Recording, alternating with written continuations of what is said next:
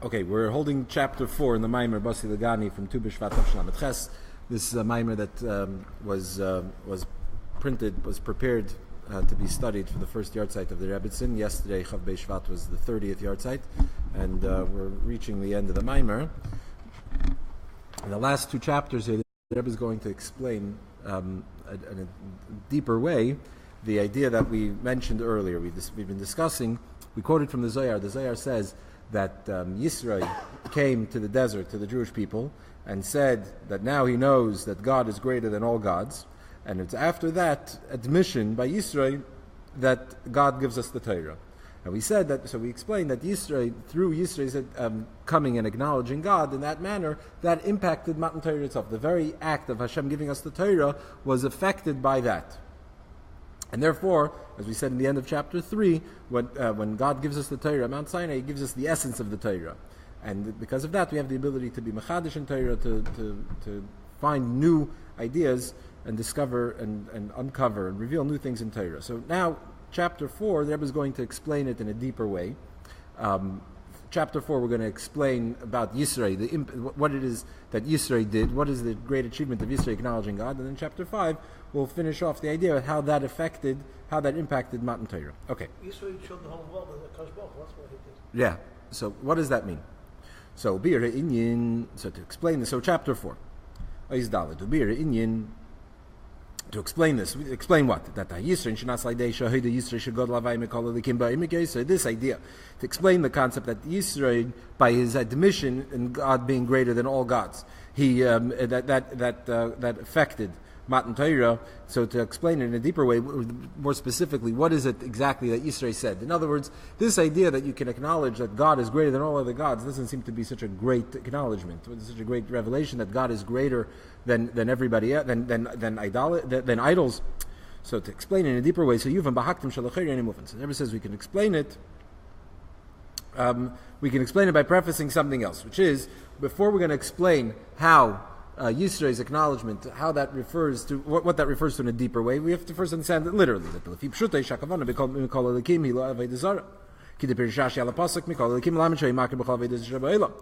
So when we talk about what Yisrael said, so the literal, simple meaning of this episode, as Rashi explains, is that what did Yisrael come and say? He said that God is greater than all idols, than all other gods, than Avodah Zarah. So the question is, what we need to understand is, what's this great achievement, what's this great realization that God is greater than idols? So clearly, but we have to keep our answer rooted in this Pshutei Shel Mikra. The Pashat Pshat is that he said Avodah Zarah. So he acknowledges God versus idols. But to say it, just to understand it simply as acknowledging God versus idols, doesn't seem to be a big novelty, doesn't seem to be a big realization, a big statement. So we can explain it based on the Rambam. There's the famous Rambam where the Rambam talks about the genesis of idolatry. How did idolatry start? If God creates the world, He has His imprint on man, He's interacting with man. Where suddenly did idolatry come from? Where did that happen? So he explains like this. So the Rambam explains that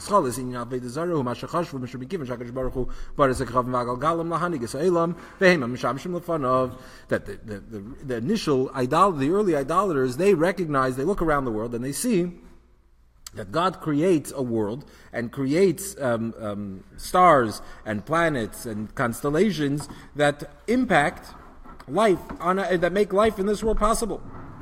They're the ones who serve God and make life possible. And so therefore,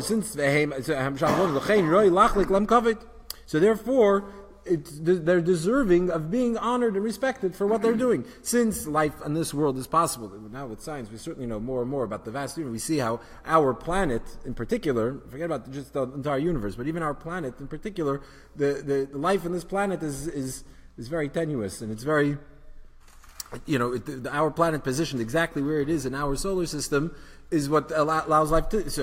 But life we get from, like the pasuk says, also we have a yield and crops that come. The wine belongs to the winemaker, but who do you thank for the wine? The server who served it to you. Why are you thanking the server? It's not his wine, but he served it to you. So they said the same thing. Yes, this world is Hashem's world. Yes, Hashem creates the world. Yes, Hashem empowers the Koichavim, the Mazolas, the stars, the constellations, to make life on earth possible. But even though it's God that empowers it, God who creates, and God is the one who directs it, but still, ultimately, life is made possible through these things, these entities, and therefore we need to acknowledge them and thank them. It seemed like the early idolaters seem to be very big mentioned. They're very, they seem to be very sensitive, right? What was the mistake? So what was their mistake? Was their mistake was that they thought that the stars, for instance, have the capacity to choose whether to make life possible or not. They didn't know the truth.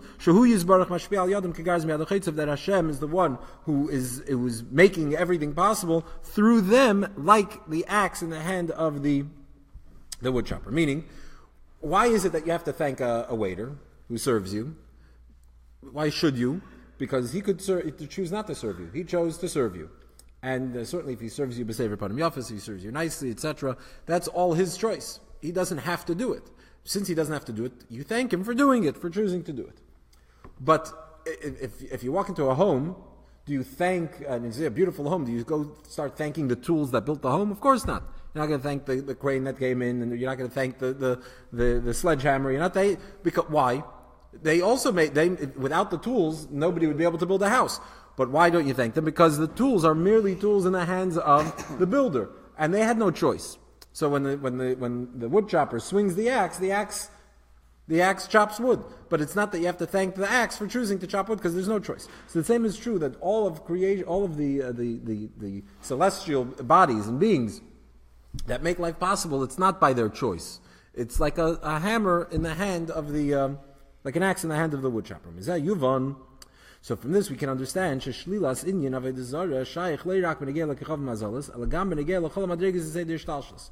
we can extrapolate further. We take this idea a step further, that the Rambam is talking about the early idolaters, talking about the Kochav Mazalas, the stars and the constellations. But if we can take this further, we can apply it also to spiritual levels as well, like Malachim and Spheres, angels and divine attributes. All of the energy in this world comes through the divine spheres and levels, and the divine attributes of God. That's how all of creation is made possible. All of Seder Hishtalshlus, and we talked about Seder Hishtalshlus, the chain of emanation, the chain, you can call it, even if you want an evolutionary chain, whatever you want to call it, that makes life in this world possible. All of those stages through which God's energy to create comes are all like a garzim b'yad, like the axe in the hand of the wood chopper. Not only can we apply this idea of the mistake of the early idolaters, where they ascribed power and gave thanks to created beings, created entities, but we can apply that also to the spiritual entities as well. But furthermore, that kol sham and the higher, the more sublime, the more spiritual, the more godly the level that we're talking about, the more we need to be careful to make sure that we don't ascribe it any of its own independent power. That the higher you go up and say the Shtalshlus, the more you need to be concerned, the more you have to be careful and sensitive to the fact that you're not ascribing any power to these entities on their own as well. Let's note 37. He quotes from the Rambam, the Pirush Mishnayos, the Rambam Perek Chelek, in the introduction to Perek Chelek in Sanhedrin. So the Rambam has a long introduction there where he outlines the 13 attributes, the 13 principles of faith, right? The Yud Gimel Ikrim, and he has. So you say the Chamishi, we're referencing here. We'll touch on that in a moment. When you say the Chamishi, the Rambam says that it's a fundamental principle. You're not supposed to daven to malachim. You're not allowed to daven to malachim. It's a form of idolatry. You don't pray to angels. So we see that there are angels. Angels are spiritual beings, and yet you're not allowed to pray to them. Note 38. Why shouldn't you not? Why should you? Why should we even have the Avodah? Yeah, that's what you said. That's what we're saying. Exactly. Why would you think that you have to? Because the angels are ministering angels. So therefore, just as the early idolaters made a mistake and said the sun and the moon are choosing, as it were, to give us life, to make life possible. So the same is true with angels. There's energy that flows. And God sends the angels as messengers, the ministering angels that minister to what God wants, and it's through them that certain things happen. So you might say, we need to pray to them to make things happen. The word is no, you can't. That's Avodah Zarah. So he says, Chazal, the Sifri says, you have to daven to Hashem and not to His attributes. What is midaisav? Shezeu b'negei Atzilus. We're talking about the level of the world of Atzilus, and even higher than Atzilus, even beyond Atzilus. All of these things are you can't pray to Him. That's not a love. That's not Him. His attributes are not Him. They're His attributes. We'll explore this a little further, a little bit later. But the Mishesh Mitzvah Tefillah Shamakash is a Mashkas of Rambam. The Rebbe cites a precedent for making this connection, saying that in Mishesh Mitzvah Tefillah, Tzemach Tzedek also connects this idea of Eilav V'Leilam Midaisav, that you pray to Hashem, not to His attributes, not to divine attributes. Meaning, what do you mean Eilav V'Leilam Midaisav? You don't pray to God's kindness. You're not appealing to Hashem's kindness. You're appealing to Hashem, not to His kindness. We'll get into that again a little bit more later. But that's so the idea of Eilav V'Leilam Midaisav. The Tzemach Tzedek we see connects it with the Yisod HaChamishi about not praying to angels. So we see that praying, whether it's praying to an angel, praying to God's attributes, etc., they're all similar in that sense. Okay. So this idea that the higher you get, the more careful you have to be, the more you have to rule out praying to something other than God. So Kamuvan, the Rebbe brings an example. We know this; it's understood from what the Medrash says. Medrash in Eichad, that Mashal, the pasuk says, "Chelki Havai Amr Nafshi," that my part, my soul says that God is my portion. Yeah. So the Medrash says, "Mashal the Melech Shenichus L'Medina." Gives an example of a king who comes enters a country, and that the king came in with ministers, different ministers, dukes and archdukes and princes, and they all came in with the king. So there are people that were standing. The people saw they saw one minister, and they said, "Oh, I choose this minister. That's where I want to be connected." So then the Medrash concludes that there was a very wise person who chose the king. Anon Nasid Malka, he chose the king. So what does it mean that he had pikchus, that he was smart? So clearly the Medrash is explaining to us that the higher you go, the closer you get to the king, the smarter you need to be to not choose something other than the king. Yeah, the greater the minister, or especially the second to the king, you need extra additional wisdom to be able to say, I choose the king. So somebody who's more simple, he sees a big minister, comes looking all dressed in a very fancy military uniform, it looks like he's very important, very official, he says, oh, this guy, I choose him. Somebody else, a little smarter, a little bit more sophisticated, knows that this is a low level minister. But the next, he sees a bigger minister. Oh, this is what he chooses. So the higher you get, the more wisdom you need to have to recognize not to be seduced by the high-ranking official, and to see right past and see all the way to the king. That it's the king who you choose. So this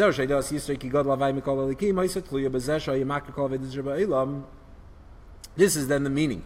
When we say that Yisro chose, that the greatness of Yisro is saying that now I recognize that God is greater than all gods.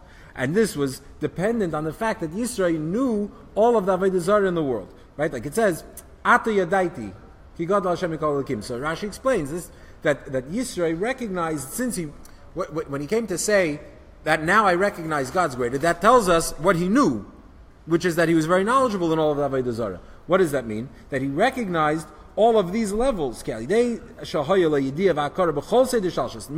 since when we say Avodah Zarah, so we're saying that you can apply this concept of Avodah Zarah, we can apply it even as we go higher and higher, even into the spiritual realms, and it's Yisro's expertise and knowledge, his thorough knowledge in this matter, that then led him to the conclusion that there's nothing greater than God. So we have to apply it not only to actual, the idolatry and the different philosophies that were present in the world with regard to idolatry, but all of Seder Shlashos, to all of the creation structure, all the way up to the highest level. Yisro understood, comprehended that as well.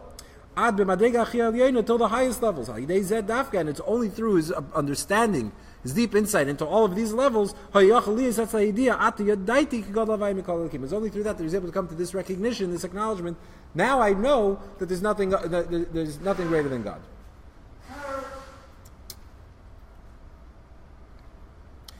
Why is it that Yisrael, we're saying that Ata Yadaiti, now I know. The fact that he's saying now I know means that he understood all of these great levels, right? Why? Because you'd say everybody knows there's nothing greater than God. But we say that when a person says, the Baal Shem Tov, right, teaches that the Yid says the Eibishter, he's talking about Atzmos, right? So we know that there's nothing greater. You ask anybody, what's the greatest? Who's the greatest? What's the greatest? You're gonna eventually get to Atzmos. So what does it mean that Yisrael had to be so knowledgeable to get to this point? So the Rebbe answers it in note 40. It says, if we skip on note 39, the Rebbe says that just recites also precedent from Tzemach Tzedek and Torah that connects this idea, the medrash that we said of Anon Nosiv Malka, with what it says about what Yisrael said, Ki God Lavai Mikol Elikim. So we see there's a connection. But note 40, the Rebbe says like this: when a person recognizes and has this understanding of all gods, and when we say all gods, we're not just talking about idols. We're talking about the kedusha.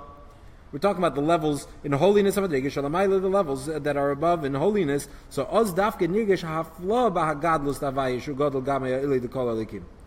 When anybody could say, yeah, God is the greatest. There's nothing greater than God.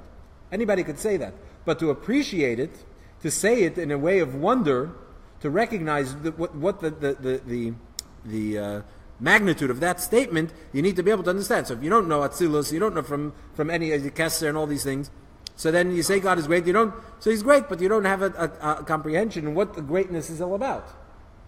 When you recognize, somebody who understands Atzilus and understands L'mayla Atzilus, understands higher than Atzilus, and even having understood all these great lofty levels, comes to the recognition that God Lavai Mikol Elikim, that's already a statement. So when Yisrael is saying it, clearly this is a statement with some full awareness and appreciation. And so therefore we see that he was knowledgeable in all of Seder Shalshus, and that's the meaning of Ata Yadaiti God Lavai Mikol Elikim, that when he says that God is greater than all gods, we're not just talking about idols, we're talking about even of all of Seder Shalshus.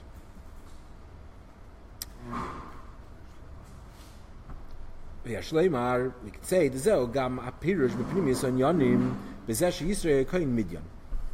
that we can explain. This is also what it means when we say that Yisrael was a Kohen Midian. So we learned this from the idea, from the statement that Ata Yadaiti God Lavai Mikol Elikim, that we recognize that God is greater than all gods, meaning that he had an understanding in all the levels of Ishtalshus. How do we get to the levels of Ishtalshus? Because if we're talking about Avodah Zarah, we're saying this concept of Avodah Zarah, we can apply it anywhere, as anything that described any independent power other than God. So that's already a form of Avodah Zarah. But now the Rebbe says we can also understand this, appreciate this also from the fact that Yisrael was called a Kohen Midian, a priest of Midian. The Midian, Umaloshin Madinu period. The word Midian is a location, right? A place. But Midian also comes from the term Madinu period, from separation, division. And when we talk about separation, we talk about division, so in the highest level, you already start to find this division even in the highest levels of Atzilus. Like the Chazal say, that till the world was created, before the world was created, all there was Hashem and Shmoi. He and his name are alone. There was only he and his name. And what does it mean, Ad Shalei Nivra Elam, before the world was created? So if you do Hashem Ad Shalei Nivra Elam, Nichol Gam Ad Shalei Netzal. When we say before the world was created, we're not just talking about before it was created. We're also talking about before it was emanated. What does this mean? Bria, creation starts in Elam HaBria. That's what it's called, Bria, Elam HaBria, the world of Bria. We know there are four worlds. It's not the topic we're going to get into now, but the idea that the four worlds, you have Atzilus, which is the highest of the four spiritual worlds. Bria would be the next. We live in the world of Asiya, and in Asiya we live in the lowest levels of Asiya, where there's actual physicality, a material world.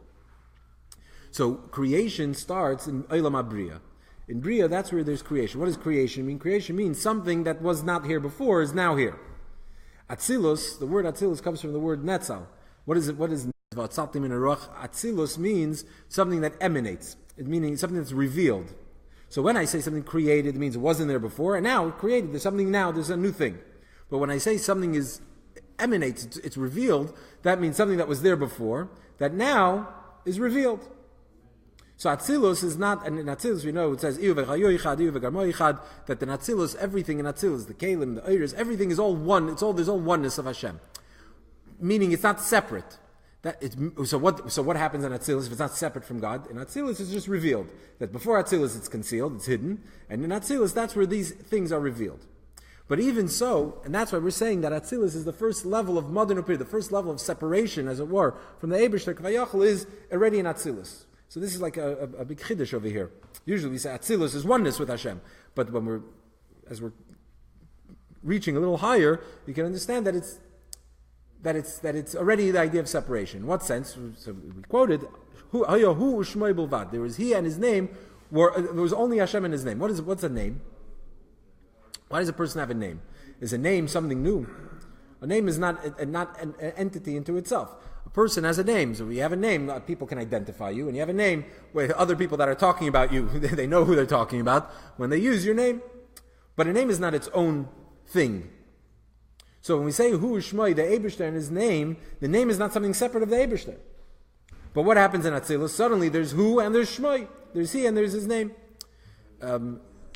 You could say it's like a person looks into a mirror. So regular, your own entity, your own person. There's just you. There's nothing else, right? What happens when you look into a mirror? You look into a mirror. Now you have your reflection. And what happens when you walk away? What happens to the reflection? It's not a question. Why? Because the reflection is not anything. The reflection is merely the mirror. Just reflects what. So there's you, and there's your reflection in the mirror. It's not a separate entity. It's not something new. It's not two yous. It's not you and your reflection. There's just you. Nevertheless, when you look into a mirror, there's a reflection, right? So the same idea, when you talk about Hu Shmai, there's the Eibishter and there's his name. So the name itself is nothing. It's just, there's the Eibishter. But when we come to Atzilus, now that it becomes revealed, so now already on some level you can already say there's something else. There's already a separateness that occurs. But again, the idea is, think of that separateness, just like you're not separate from your name. Your name and you are not two separate things. And similarly, your reflection in the mirror and you are not two separate things. But relative to the way you are without the mirror, there is, right? So the same idea is in Atzilus, you're the same. We're going to get to that point. The question is, where does that separateness occur? From your perspective, there isn't any. That's right. Well, we'll get there. But on some level, there's something new. You look into the mirror, and now there's a reflection. Now I can only see you by looking directly at you. If there's a mirror, I can see you by looking into the reflection. So again, the point here is not to say that I'm trying to bring out 2 points at the same time, 2 opposite points. On the one hand, we're saying that it's not anything. On the other hand, it's something. Right? So the point of the chiddush that we're trying to make here is that even though it's nothing, we're still considering that nothing is something.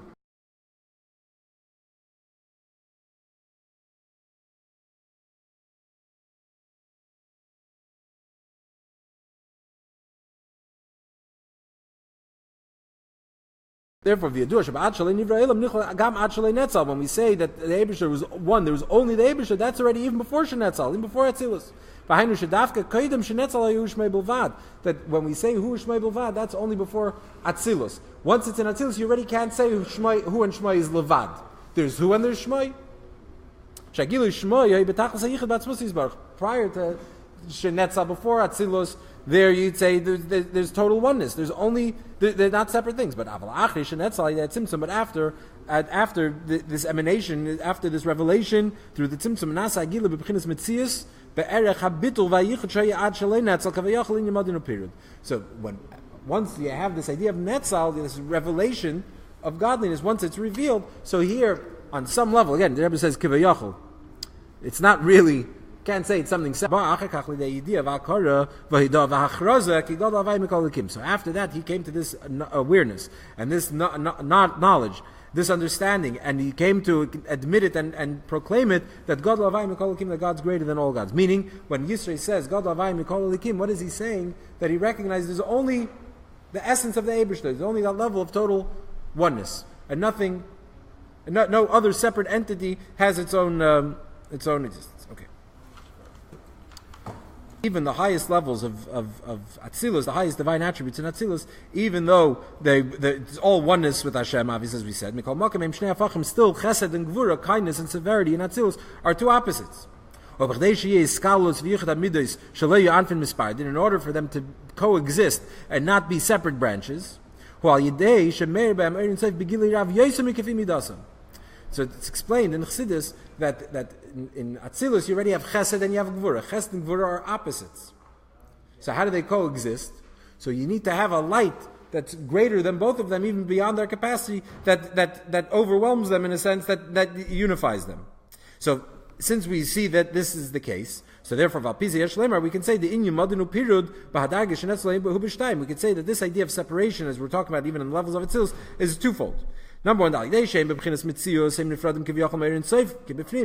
one hand, we could say that through the fact they become a mitzias, they become some kind of an existence. So therefore, they're separate from Ein Sof. Godliness in the highest level is only God. There's only oneness. There's nothing else. But the fact that they become mitzias, so that's already something other than godliness. And number two, they also are separate from each other.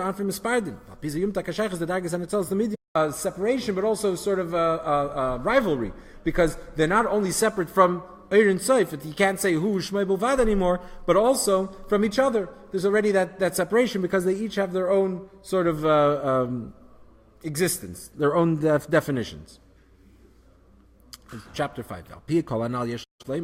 So based on what we said now, that a deeper understanding in the statement of Yisrei that God Lavai Mikol Elikim, that Yisrei understood the highest levels of Ishtalshus, all of the highest levels of godliness, and recognized that all of these levels are not separate entities, God forbid, from God. They're all part of God. They're all part of that oneness. In other words, once he understood everything from the post-Tzimtzum perspective, where you see the separateness, you see the revelation, not only the creation, but also the emanation, the revelation of these things. But then he comes to the realization that really it's nothing separate from God. So based on this, we could say, since what is Yisrei's acknowledgement? He's not talking just about God in the general sense, but we're talking about God in his essence. So therefore, through this acknowledgement, through that he was able to draw into Torah the essence of God.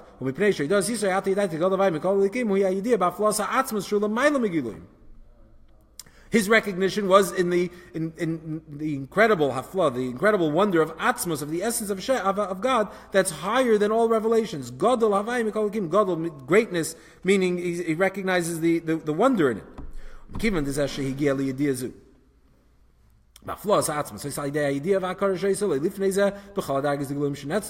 And since, how is it that he came to appreciate this? It was only through, in other words, we could say there's only God, there's nothing else. So you can make that statement and not appreciate the statement if you don't understand if you don't understand the vast universe, you can't appreciate the concept of oneness, because if you don't understand how complex the universe is, then to say that it's one is not it's not a great statement, not a big deal. But when you can recognize its complexity and nuance, and then still recognize its oneness, that's already a whole different statement. So since he came to that conclusion through recognizing all these levels, so therefore, since it was through recognizing all these levels that he then came to the realization that there's only Atzmos, there's only God's essence. So therefore, when he's acknowledging God's essence, it's not negating all of creation. On the contrary, it's informing all of those levels with Atzmos. To recognize that all of these levels, all of what seems to be separate, and this diversity and this multiplicity, all of it is within God's essence. So therefore, it's God's essence as it can be expressed in Giluyim, in the revelation, in the created and even emanated space. So through this is given the potential to every person to every person is given the ability to contribute in Torah, to reveal his part in Torah. As everybody has to understand and have a wisdom and understanding in Torah, and to reveal something new, to contribute something new in Torah, in all elements, on all aspects, all levels of Torah, both in the literal, the homiletical, the levels of the mystical, and also levels of drush, of pilpul, of scholarship. Okay. And it may be His will that we should have the same thing.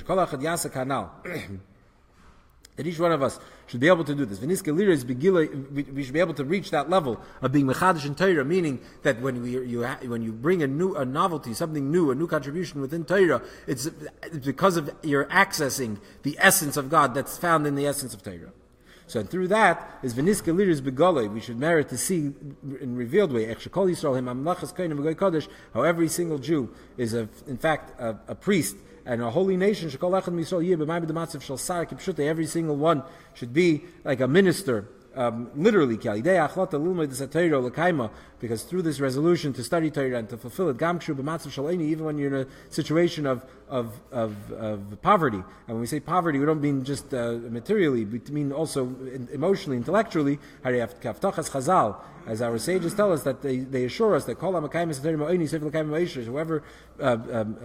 keeps the Torah in poverty will then eventually is destined to keep it also in great wealth and prosperity. When a person decides to keep it in poverty, immediately after that resolution, after he resolves to do that, so then he's actually studying it and keeping it in prosperity. True prosperity, which is both material and spiritual together. He increases in the study of Torah, the revealed, and in Chassidus, which also in the type of learning that brings to action. Observing the mitzvahs with diligence, we bring Mashiach down into this world. Immediately, builds the Beis Hamikdash, gathers all of the scattered of Israel. God will have kingship, dominion. May it be speedily in our